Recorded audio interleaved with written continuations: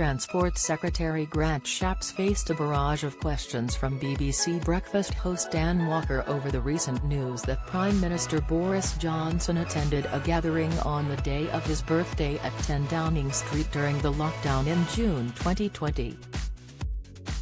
Mr Shapps backed and defended the Prime Minister, who is currently under fire from MPs and the British public.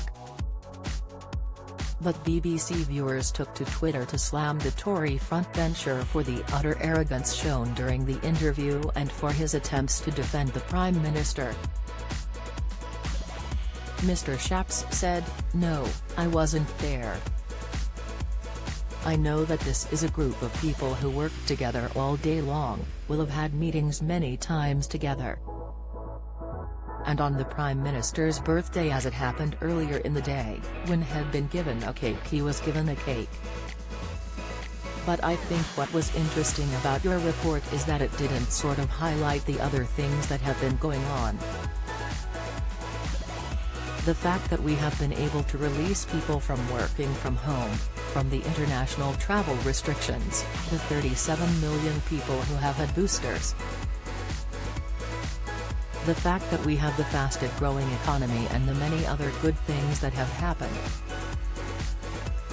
I don't want to accuse that of being a one-sided report, but there have been rather a lot of better things happening which have been the result of making very difficult decisions, particularly on the handling on Omicron.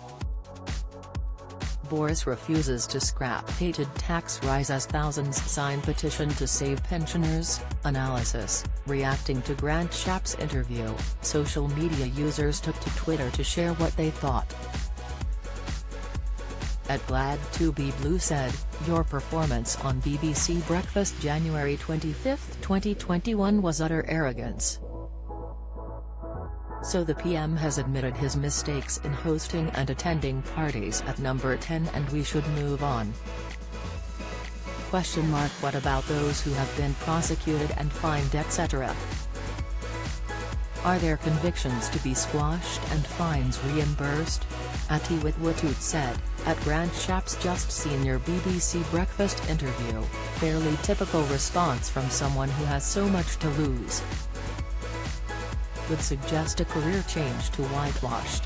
@Vinpep said, #PMQ as Grant Shapps on Breakfast, the PM.